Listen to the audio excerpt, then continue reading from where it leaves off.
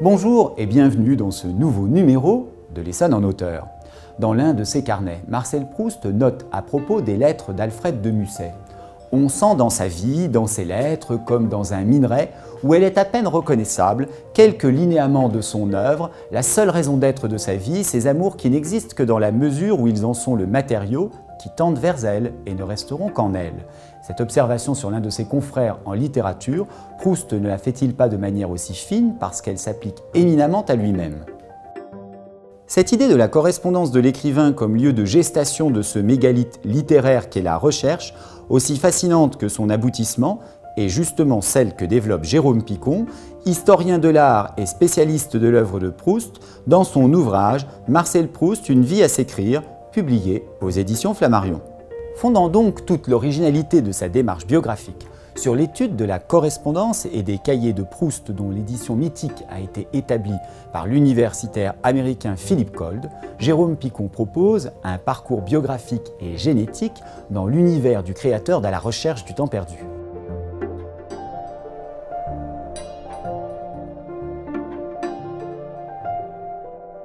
Jérôme Picon, bonjour et bienvenue dans l'Essonne en auteur que vous avez l'amabilité d'accueillir chez vous. Alors justement, comme vous le savez, notre première question rituelle porte toujours sur le lieu où est tourné notre entretien. On souhaite en général que le lieu soit en lien thématique avec le livre, donc nous allons évoquer Proust suite à votre ouvrage, Marcel Proust, une vie à s'écrire, et nous avions cherché des lieux pour trouver quelque chose en correspondance avec Proust. Deux lieux avaient été envisagés, un château en Essonne et le musée Carnavalet, puis bon, suite à deux impossibilités, nous tournons chez vous, qui n'est pas tout à fait sans rapport avec l'univers de Proust, mais surtout quand j'ai évoqué avec vous les lieux de tournage, vous m'avez dit qu'il n'y avait pas de lieu pour tourner une émission sur Proust. Eh bien, j'aimerais vous entendre expliciter cette idée. Ce que j'essayais d'exprimer à cette occasion, c'est que, selon moi, le véritable lieu proustien, c'est le lieu où son œuvre a été composée, écrite. C'est-à-dire, pour l'essentiel, si on considère que son œuvre, c'est avant tout la recherche du temps perdu, l'appartement qu'il a occupé, boulevard Haussmann, après la mort de ses parents, et jusque pratiquement à la fin de sa vie. Alors finalement, on est au mieux chez vous, parce que votre appartement, il a des caractéristiques haussmanniennes marquées.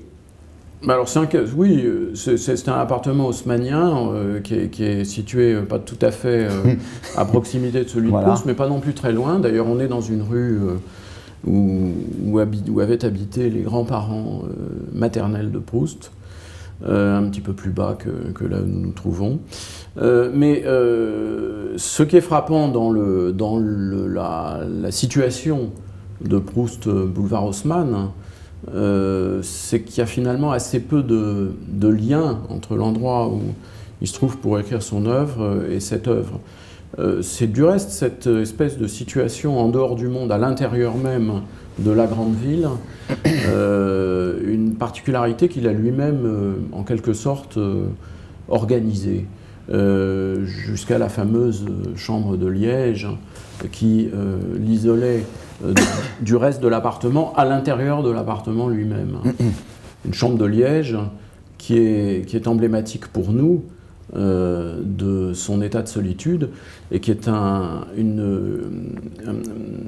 symbole, en quelque sorte, qu'il a lui-même choisi, puisque, comme nous le montre sa correspondance, il continue à faire allusion à cette chambre de Liège jusque dans les derniers mois de sa vie, après l'époque où, en réalité, il ne s'y trouve plus. Bon, alors merci de nous avoir donné cette justification sur le lieu.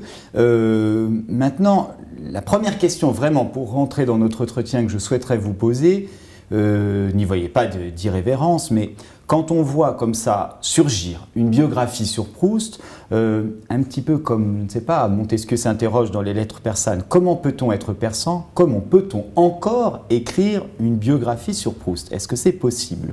En dehors du fait de la réaliser matériellement. Est-ce qu'il y a quelque chose à dire sur Proust de nouveau? Écoutez, ça c'est une question dont je vous laisse et dont je laisse à d'hypothétiques lecteurs le soin de répondre, parce que ce serait un petit peu porter une appréciation sur l'ouvrage que je propose. Mais ma réponse est évidemment oui, pour toutes sortes de raisons.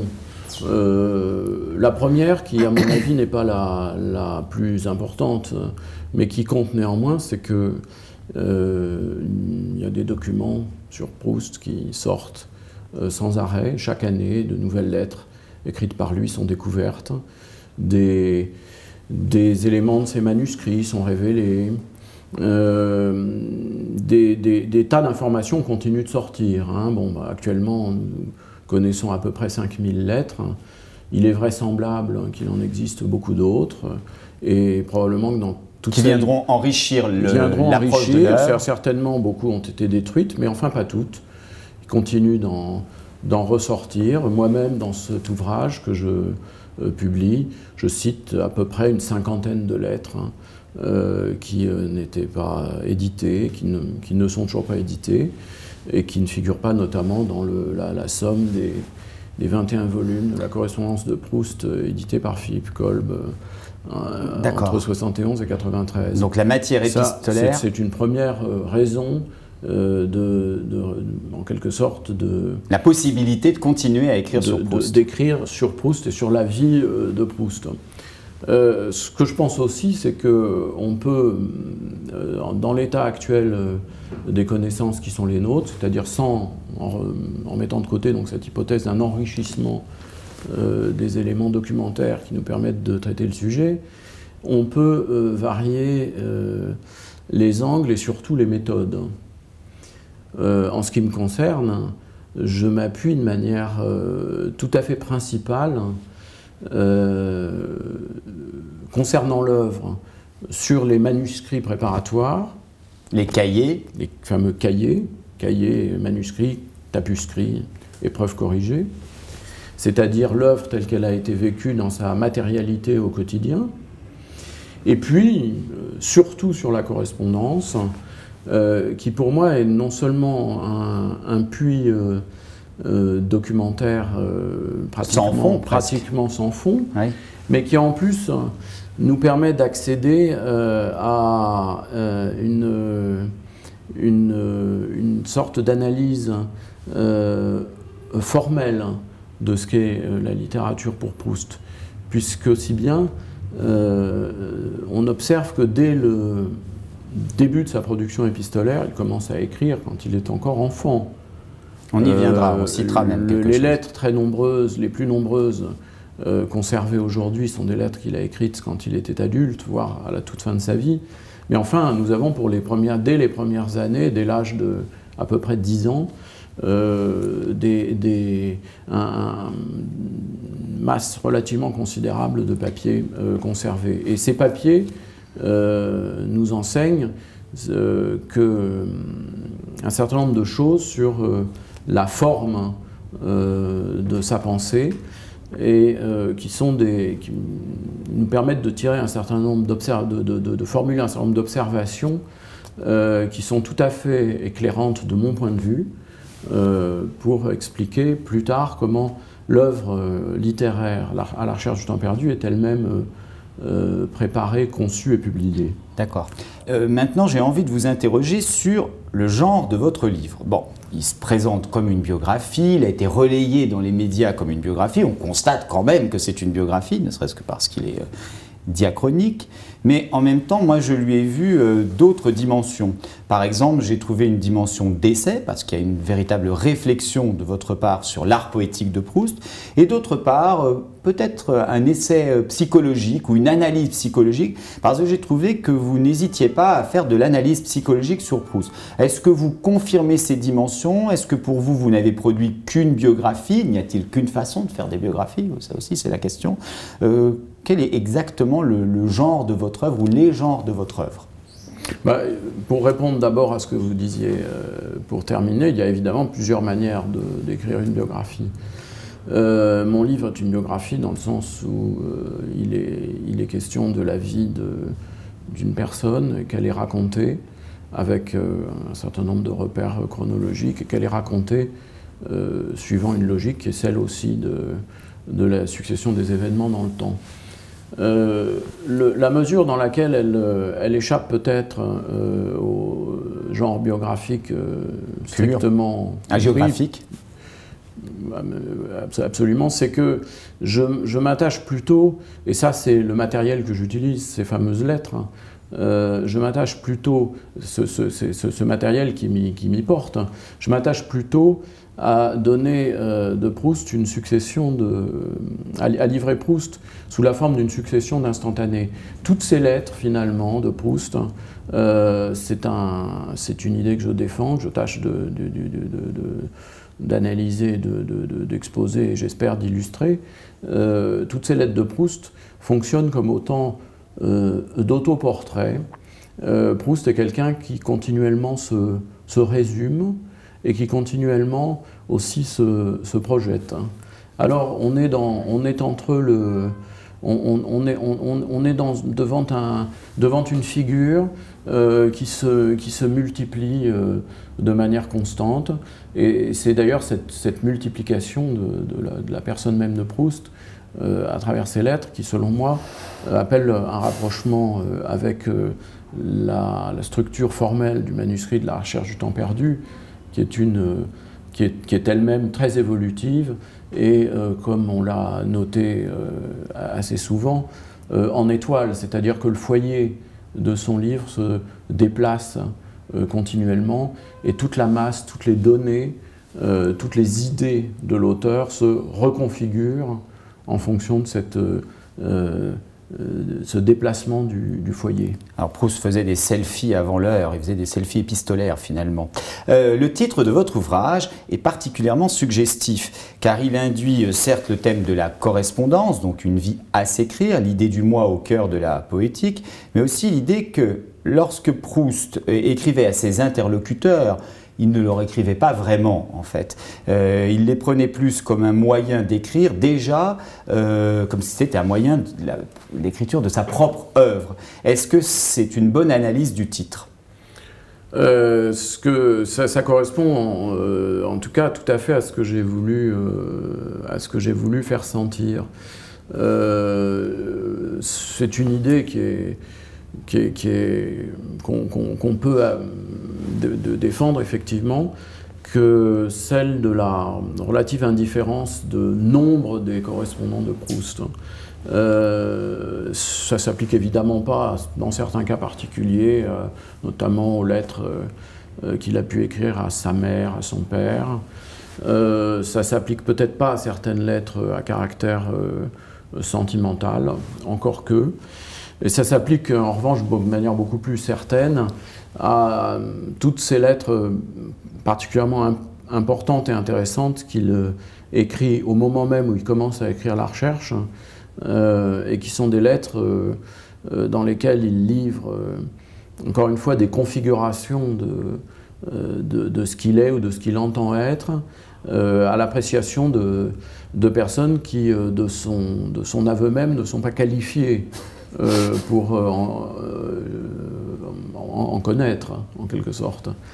Et cette observation, je dois dire, invalide, de mon point de vue encore, une remarque qui est faite souvent, et qui est que Proust, dans sa correspondance, se montre avant tout une sorte de flatteur, une sorte de manipulateur intéressé, quelqu'un qui écrirait, qui rentrerait en communication avec son entourage pour en obtenir des avantages ou des résultats. Et alors je crois que c'est pas tout à fait vrai, que ce qui est vrai, c'est que il expérimente des formules sur ses interlocuteurs. Alors, j'ai imaginé votre méthodologie de travail, enfin je l'ai imaginé, je me suis interrogé sur elle, parce que c'est un ouvrage considérable, bon, à la fois par l'aspect du travail biographique classique, si on veut, mais comme en fait ce travail biographique, il prend tout son sens à partir de la correspondance, j'ai imaginé un travail complètement binaire, à savoir que donc, vous aviez d'abord consulté la correspondance, que peut-être, je ne sais pas, vous aviez pris des notes sans savoir forcément où cela vous mènerait, puis finalement que vous avez trouvé comme une matière à thèse et que vous avez réintroduit tous les constats que vous avez faits à la lecture de la correspondance dans un corps plus vaste et finalement plus classique qu'est la biographie. Quelle a été exactement votre méthode de travail? Est-ce que ça colle à l'impression que j'ai?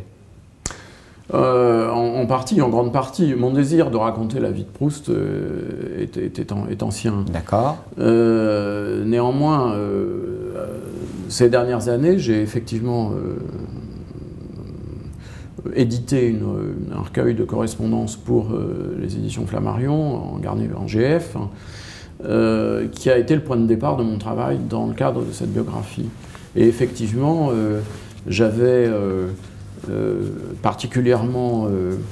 je m'étais particulièrement attaché dans ce travail d'édition de correspondance à choisir des lettres qui valaient justement par leur dimension de petit monde en elle-même, hein, et de petit monde à elle seule en quelque sorte.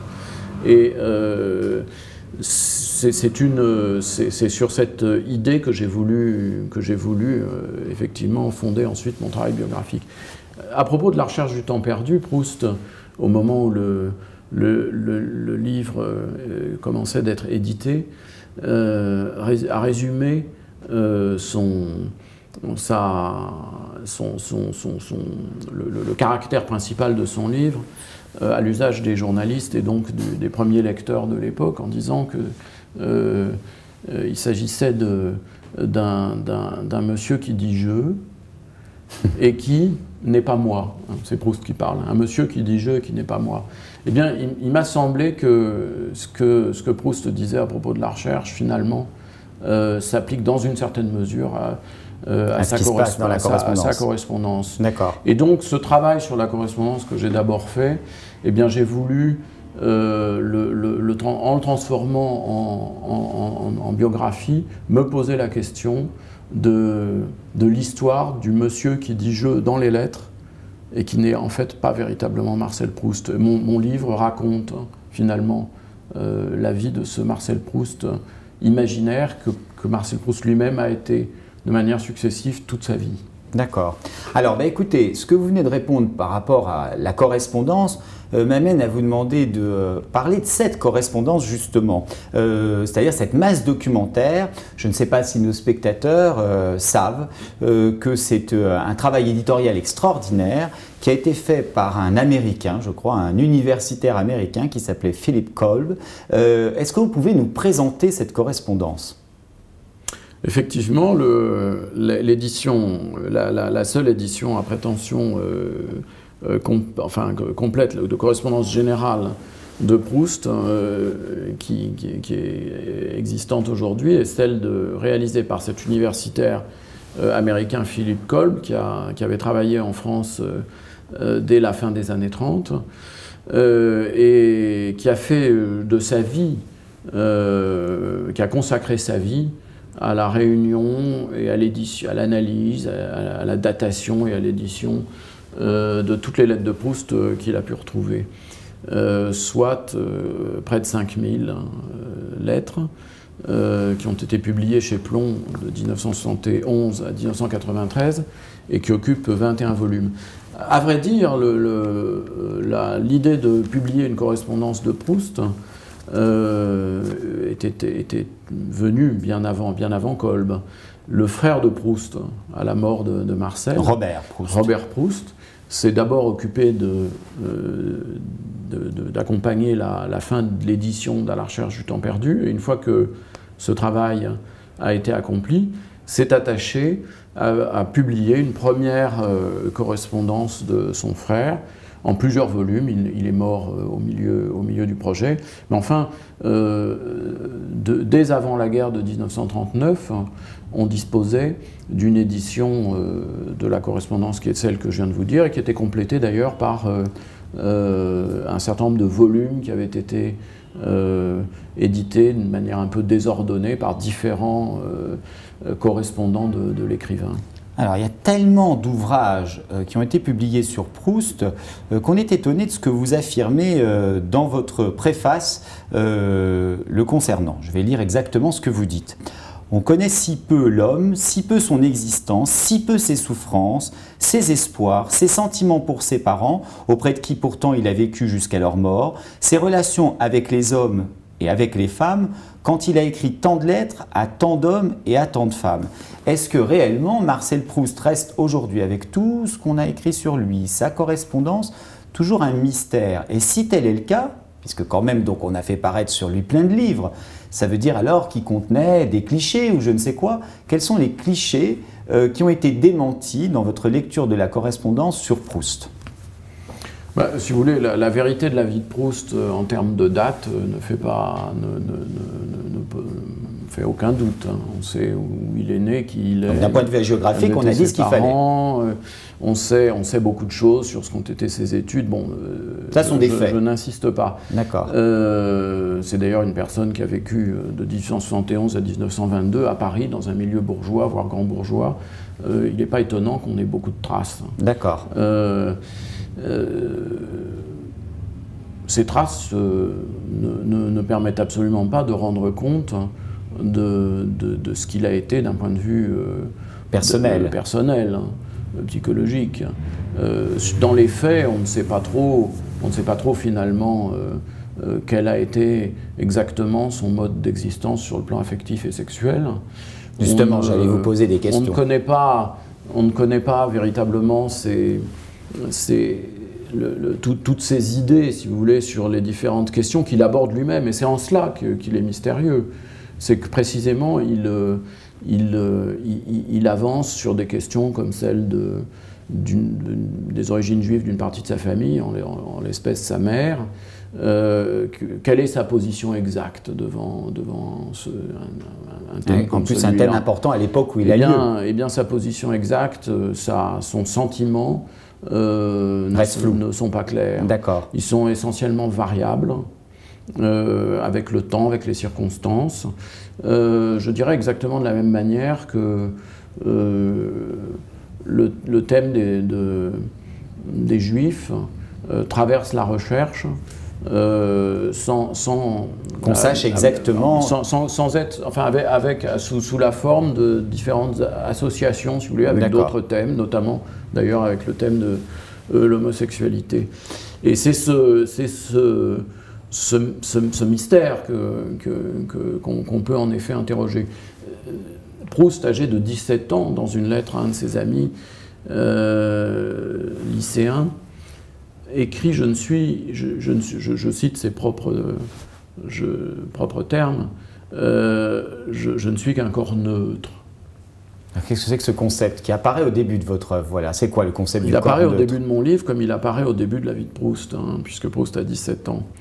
C'est une idée d'ailleurs qui est probablement suffisamment obscure pour que son correspondant lui demande quelques éclaircissements. Oui. Et dans une lettre ultérieure de quelques semaines ou de quelques jours, il explique ce qu'il veut dire par là. Il explique ce que ça veut dire, c'est que ce qu'il voudrait être, c'est être quelqu'un qui a la possibilité d'être triste ou d'être gai, de se donner la comédie, ou d'être dans la tragédie. Mais d'épouser des émotions sans vraiment les ressentir. D'épouser des émotions sans véritablement les ressentir, de les épouser et de les afficher. Proust, tout jeune encore, a participé à un roman épistolaire à 4 mains avec plusieurs de ses amis, et il a pris, par exemple, dans ce roman épistolaire, il a pris le rôle d'une femme. Oui. Et il s'est mis à écrire donc au féminin. Il est amusant de voir que dans les lettres qu'il écrit pour le livre, il écrit au féminin, mais dans les lettres qu'il envoie à ses co-auteurs à la même époque, eh bien, il écrit aussi au féminin.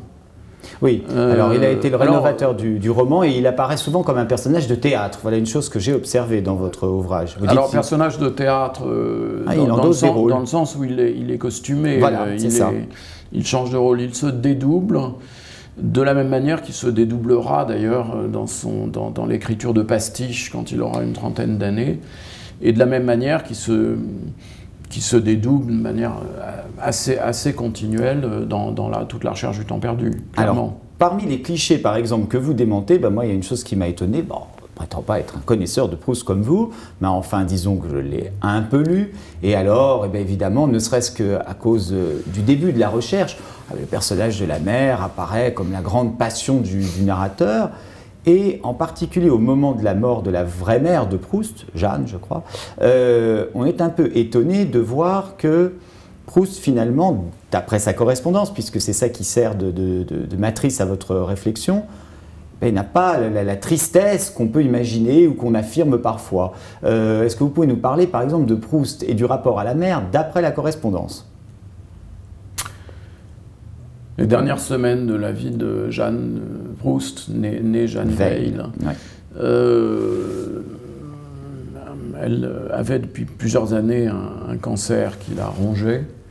Elle dissimulait à sa famille, c'est-à-dire d'abord son mari, puis elle a perdu son mari, donc ensuite simplement ses deux fils, le mal dont elle souffrait, les souffrances que ça occasionnait. Mais enfin arrive un moment où sa mauvaise santé ne lui permet plus de faire illusion, et elle s'effondre littéralement au cours d'un voyage à Évian en septembre 1905. Et suivent 3 semaines qui sont en réalité celles de son agonie. Une agonie au cours de laquelle elle perd la parole, il lui arrive... Il se passe sur son corps des choses qui sont terribles à voir, terribles à ressentir, certainement pour elle, terribles à voir pour l'entourage.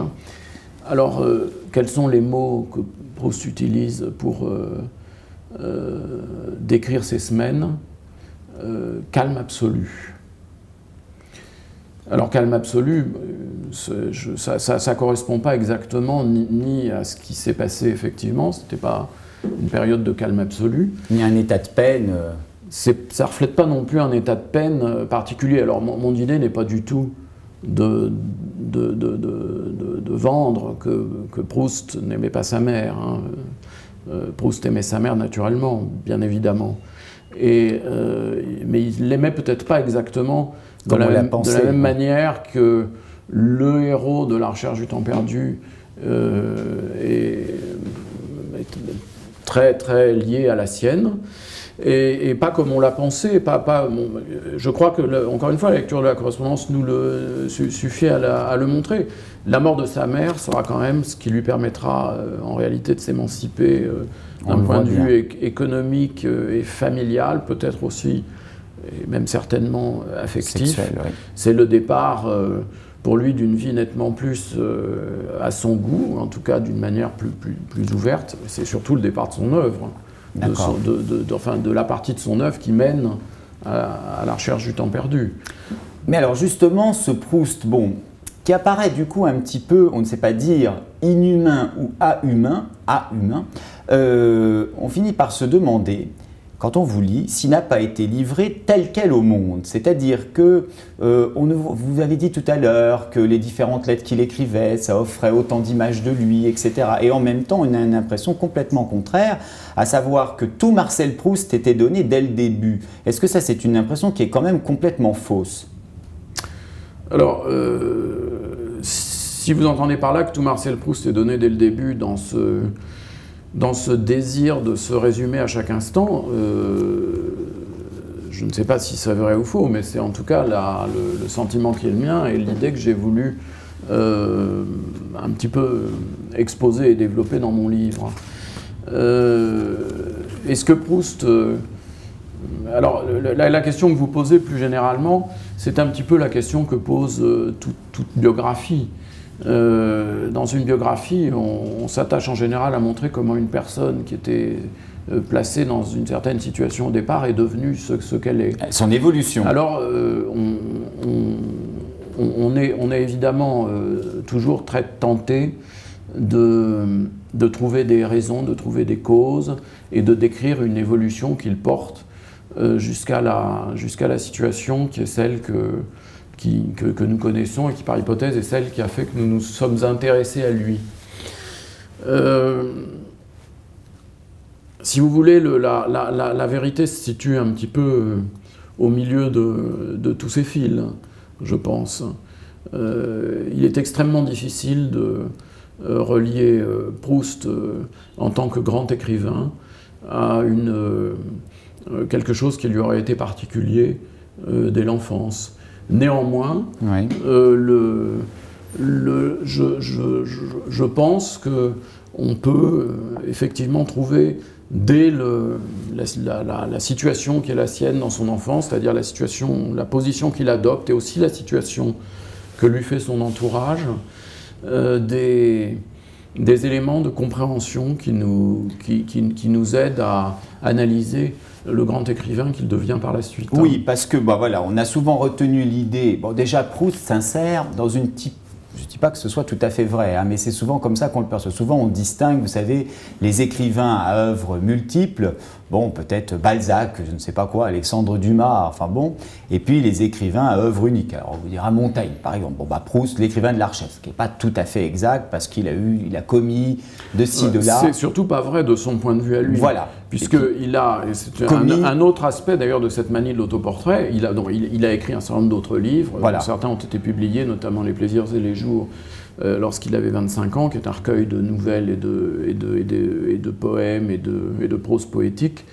Mais pas aussi ce qui est intéressant, c'est de voir que lui-même, jusqu'à la fin, même à partir du moment où la recherche est composée, où elle est en train d'être éditée, où la certitude que le livre va voir le jour est complète chez lui, il continue à s'intéresser à ses œuvres de jeunesse et à les présenter, même pas tant comme des étapes que comme des volets de son œuvre.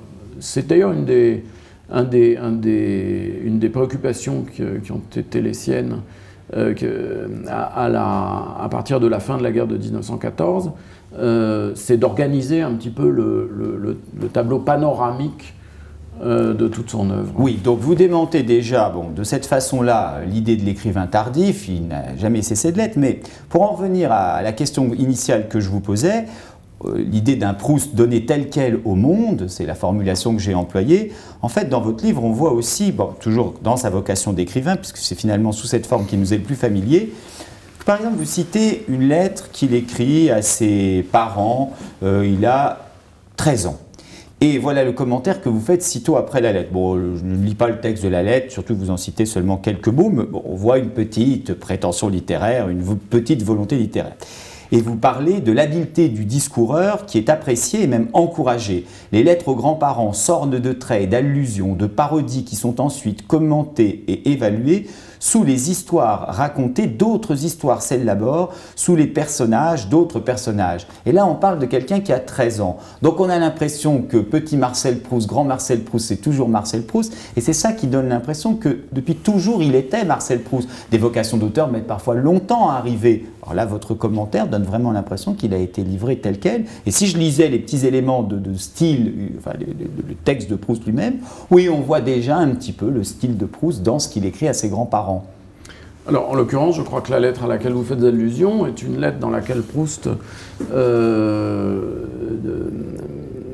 produit une espèce de petite satire à partir d'un personnage qu'il a observé dans un hôtel où il se trouve en province avec sa mère. Un personnage de médecin qui ressemble d'ailleurs assez furieusement à son propre père, qui est absent parce que le père de Proust à ce moment-là est en train de travailler à Paris. Et ce qui est remarquable, c'est qu'en marge sur cette lettre, nous avons en marge un mot de la mère de Proust qui s'adresse aux correspondants de Marcel, c'est-à-dire aux grands-parents, en leur disant vous lisez ça et ensuite vous déchirez. Sous-entendu, vous lisez ça, vous riez, vous appréciez, et puis ensuite vous déchirez. La lettre nous est parvenue, elle n'a pas été déchirée, ce qui montre, je crois que le talent d'imitation, l'ironie de Proust et son habileté à se placer en observateur du monde a été appréciée. Elle a été appréciée à tel point qu'on a voulu en garder la trace. D'accord. Je crois qu'il y a d'autres exemples, j'en cite quelques-uns, d'incitation à l'écriture. Les deux personnes de ce point de vue-là qui ont joué un certain rôle dans son entourage, ce sont sa mère et sa grand-mère maternelle, qui étaient toutes les deux assez intéressées par la littérature, qui avait un point de vue critique intéressant, pas des lectrices ordinaires. Qui s'écrivaient, et qui ont été certainement à la fois un modèle et un moteur pour lui à ses débuts. Alors, s'il y a un Proust, un petit Proust livré au monde qui est un Proust écrivain, eh bien, il y a une autre question qui vient, c'est, on se demande, alors on sait que Proust a dit que la vie pleinement vécue, c'était la littérature. Bon, c'est une très belle formule, chacun réfléchira dessus, mais en même temps, on se demande quand même si Proust a vécu la vie ordinaire. Tout à l'heure, vous faisiez allusion, par exemple, à sa sexualité, etc. La question précisément que je veux vous poser, c'est: est-ce qu'il s'est retranché de la vie parce que très vite il s'est vécu auteur et donc il a abandonné toute vie ordinaire pour se tourner vers l'impérieuse nécessité de l'écriture, ou à l'inverse, il avait une inaptitude à vivre qui lui a permis de trouver un exutoire dans l'écriture? Comment ça se place? Comment vous voyez la chose? Il est clair qu'il n'a pas eu une vie sociale tout à fait normale. On a d'ailleurs un point de comparaison qui est la vie qu'a mené son frère. Il avait un frère cadet qui avait 1 an et demi de moins que lui. C'est le négatif de la photo, c'est le contraire. Et alors, ils se ressemblaient pas mal physiquement, oui. C'est d'autant plus frappant. Mais dans leur vie. J'entends bien, mais je veux dire par là que ce sont deux enfants, ils ont été habillés pareil, enfin bon. On les met souvent à côté sur les photos. On l'un à côté de l'autre sur les photos, oui. Mais bon, son frère cadet est devenu médecin comme le père. Comme papa. Comme papa, avec une carrière relativement similaire. Il est clair que Marcel, lui, a mené une vie tout à fait différente. Ce qu'a été cette vie, de manière très exacte, on en sait ce que lui-même a bien voulu dire, et comme lui-même a passé son temps à composer un personnage, le mystère reste là. On peut douter de la vérité, je dirais de la vérité administrative en quelque sorte, de tout ce qu'il raconte sur ce sujet. Je donne d'ailleurs un exemple d'une lettre qui n'est pas dans celle qu'on cite le plus souvent, une lettre dans laquelle il explique, alors qu'il a une quarantaine d'années, il est en train d'écrire la recherche, que il restera chez lui, jusque-là il est conforme à son autoportrait habituel, mais que il est possible qu'il sorte. Et s'il sort, eh bien, ce sera pour aller au milieu de beaucoup de gens qui ne le connaissent pas, parce que c'est ça qui l'intéresse. Alors évidemment, cet aspect-là d'un Proust qui n'est plus reclus dans la chambre et dans l'appartement, mais qui sort, qui va à la rencontre du monde, c'est une image qui n'est pas, l'inverse des clichés. Je dirais, qui n'est pas renseignée. Tout à fait. Oui. Je voudrais donner un second exemple. On parle souvent dans les derniers mois, dernières années, derniers mois de la vie de Proust, de cette visite à l'exposition des tableaux hollandais organisée au musée du Jeu de Paume, au cours de laquelle il a eu l'occasion de revoir la vue de Delft de Jan Vermeer, qu'il avait vu lors d'un voyage à La Haye quand il avait une trentaine d'années. Et on rapproche souvent cette excursion bien réelle de l'épisode au cours duquel Bergotte, l'écrivain de la recherche, va voir précisément ce tableau dans une exposition, ouais. Et meurt brusquement, de manière, une espèce de crise. Il meurt, il tombe, il roule, il meurt. Et on a défendu l'idée que le jour où Proust avait été voir cette exposition, il avait été lui-même malade, victime d'un malaise, d'un grave malaise. Il existe une photo de cette journée, prise, je crois, dans le jardin des Tuileries, et je dois dire que Proust... il se tient très raide, d'ailleurs. Alors, vous dites raide, il est en tout cas très droit, il est souriant. C'est comme un tomate. Il a une canne à la main, mais qui ne lui sert nullement à s'appuyer. Il a d'ailleurs des vêtements qui sont tout à fait dans le goût du moment, contrairement à la légende de quelqu'un qui était habillé à la mode de 1905. De vêtements qui dataient beaucoup trop parce qu'il n'était pas sorti et donc il avait des vêtements qui remontaient à une mode antédiluvienne. Alors là, on a un autre, si vous voulez, on a un autre indice de ce que le personnage n'est pas exactement celui qu'on croit parfois ou celui qu'il a lui-même dit être. Bon, je ne refais pas l'histoire non plus. Il est mort à 51 ans. Il était à la fin de sa vie extrêmement affaibli. Et il a dit, bon, il a eu une vie qui n'a certainement pas été facile d'un point de vue sanitaire.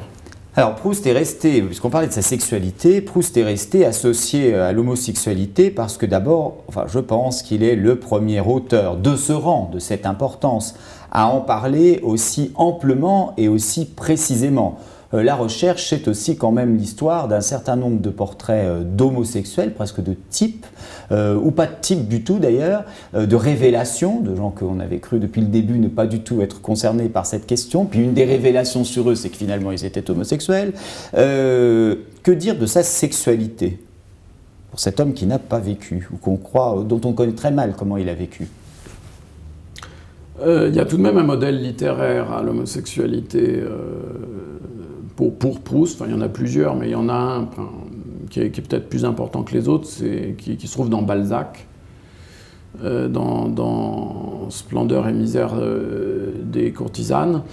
Bon, mais Balzac ne traite pas aussi amplement. Il y a beaucoup d'homosexualité. C'est pas le sujet principal du livre de Balzac. La fille aux yeux d'or, il y a ce qui est intéressant peut-être dans la question de l'homosexualité, à la fois dans la vie de Proust et dans la recherche, c'est la profondeur de l'association du thème de l'homosexualité avec d'autres thèmes. Dans l'œuvre, l'homosexualité est d'abord le fait d'un personnage qui est le personnage du baron de Charlus. Il y a un premier épisode très bref qui concerne la vision d'une scène homosexuelle entre deux femmes. Ensuite, il y a ce personnage de Charlus qui est un petit peu l'homosexuel, je dirais, de service en quelque sorte. Et l'homosexualité de Charlus est bien campée. Et l'homosexualité de Charlus, initialement, était révélée dans le livre d'une manière un petit peu latérale, je dirais. C'est au cours de la présentation de la vocation du personnage du héros narrateur que l'homosexualité de Charlus apparaît un soir à l'opéra. Et puis, dans un second temps, Proust a déplacé l'essentiel de ce qu'il dit sur le thème de l'homosexualité vers un volume qui lui serait plus exclusivement consacré et qui est devenu Sodome et Gomorrhe. Un Sodome et Gomorrhe d'ailleurs qui n'a cessé d'enfler et qui, si Proust avait vécu plus longtemps, aurait vraisemblablement, c'est en tout cas lui qui a annoncé qu'il en avait l'intention, augmenté, gonflé encore davantage. Le déclenchement de ce fait, c'est sans doute la guerre de 1914. La guerre de 1914 qui est perçue par Proust, à la fois dans sa correspondance et dans la recherche, comme un bouleversement si profond qu'il rend le monde indéchiffrable. Le monde ancien est abattu, le monde nouveau n'est pas encore survenu. Que va-t-il advenir? Que serons-nous demain? Et à cette évocation à cette peinture très particulière du monde correspond une peinture de la sexualité qui devient mystérieuse, qui devient cachée. Et le second personnage homosexuel principal de la recherche, c'est le personnage d'Albertine, qui est la jeune fille dont le narrateur est amoureux et dont l'homosexualité est fortement soupçonnée. Est-elle jamais prouvée? C'est difficile à dire. En tout cas, du point de vue du héros narrateur, c'est un sujet Puis une des explications à sa résistance, de perpétuel tourment. De perpétuel tourment, oui, sa résistance, mais même au-delà bien après le moment où le narrateur réussit à établir des relations fondamentales, je dirais, et un peu profondes avec Albertine, le soupçon de son homosexualité persiste, et d'ailleurs, en fait, il est particulièrement important après la mort d'Albertine. Et cette sexualité mystérieuse, masquée, qui est en fait l'homosexualité, et qui est donc contemporaine de la guerre. On comprend assez bien que Proust en est pas donné un autre éclairage par sa vie et par la peinture qu'il a proposée de sa propre existence. Donc l'homosexualité de Proust, elle est fortement intellectualisée. Oui, elle est fortement intellectualisée probablement. Non, ce que j'allais dire, c'est qu'elle est fortement soupçonnée ou supposée. Elle est formellement jamais démontrée. Accomplie, quoi. Accomplie, si vous voulez, dans ce sens-là. Et elle est fortement intellectualisée, oui, ça certainement. Alors, votre livre est aussi, évidemment, c'est un des thèmes principaux, une réflexion sur la genèse d'une œuvre. Bon, je voudrais lire un passage de votre livre, puis vous me direz ce qui vous a le plus frappé sur justement la genèse de cette œuvre continent, de cette œuvre monde, de ce mégalithe qu'est la recherche. Voilà une des premières versions donc, du début de la recherche dans le cahier numéro 3 qu'on peut consulter à la BNF. J'étais couché depuis 1 heure environ. Bientôt j'entendis qu'on se levait dans la maison. Bientôt maman déposa près de moi d'un air de distraction complète le Figaro, mais très près de moi pour que je ne puisse ne pas le voir. Et voici le commentaire que vous faites. Un jeune homme, un lit au milieu d'une chambre, un matin, une mère attentionnée, l'annonce d'une surprise. C'est sur une histoire, une situation assez classique que s'ouvre le premier des 10 cahiers utilisés entre la fin de 1908 et 1909. Puis très vite, autre chose qui rappelle l'émiettement des carnets, lignes ou pages, laissées blanches, fragments suspendus, paragraphes qui commencent au milieu d'une phrase. Ici comme là, des unités se succèdent sans ordre apparent, sans toujours un lien clair. Il s'agit de souvenirs et de récits ou d'épisodes imaginaires, ou d'idées ou d'esquisses d'idées. Il n'est que peu d'indices pour le dire, le mouvement, l'évolution. Plusieurs de ces unités sont reprises, corrigées, amplifiées. Il y a des nœuds aussi, des noms qui reviennent, noms de personnes ou noms de personnages, des ambiances, des lieux, des époques et un passé. Jusque vers l'âge de 20 ans, je dormis la nuit. C'est donc comme ça qu'aurait aussi pu vraiment commencer la recherche, que vous a appris sur la genèse de l'œuvre, de fondamental, l'étude de la correspondance. Je dirais que le passage que vous venez de lire et les mots que je me suis permis d'appliquer à la suite mettent en évidence cette construction par foyer juxtaposé, exactement de la même manière que les lettres de Proust sont des instantanés. Sont des textes dans lesquels vous trouvez des instantanés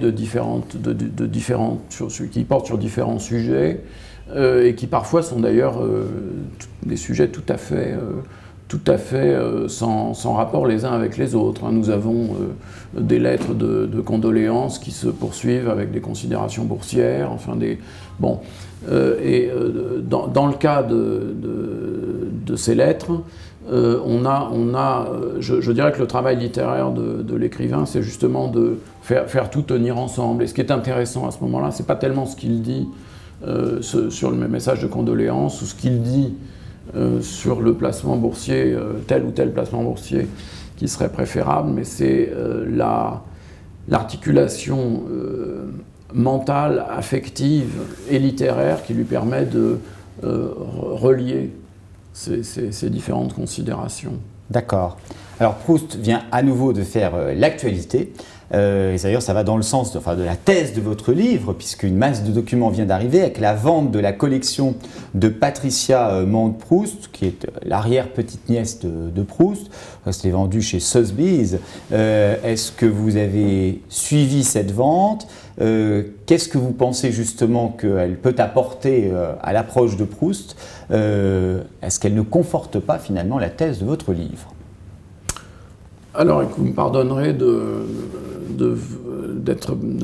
pas vous donner une réponse qui ne va pas tout à fait dans le sens de la question, dans le sens de ce que vous dites, parce que précisément cette collection avait été, pour ce qui concerne les choses les plus belles qui se trouvent dedans, connues, en particulier la collection de photographies qui viennent en fait de Robert Proust, du frère de Marcel. Sont des photographies que nous connaissions depuis de nombreuses années. Transfert de propriétaire. J'en avais d'ailleurs moi-même publié un certain nombre dans un livre une sorte d'album que j'avais publié en 1999. Cela dit, il y avait dans cette vente également quelques feuilles, quelques pages d'épreuves corrigées du côté de chez Swann qui étaient inconnues. Un placard très important, un montage plus exactement d'éléments de placard très important pour À l'ombre des jeunes filles en fleurs. Donc il y avait quelques éléments de texte qui étaient pas connus et qui d'ailleurs se sont fort bien vendus. Alors écoutez, Jérôme Picon, merci beaucoup pour cet entretien passionnant sur ce monument, cet univers en soi qu'est la recherche et l'originalité de votre démarche pour en renouveler l'approche. Vous prouvez ainsi que nous n'avons jamais fini d'explorer le continent proustien. C'est ainsi que nous prenons congé de nos téléspectateurs au terme de cette 4e saison et que nous leur donnons rendez-vous à la rentrée pour une nouvelle saison de l'Essonne en hauteur.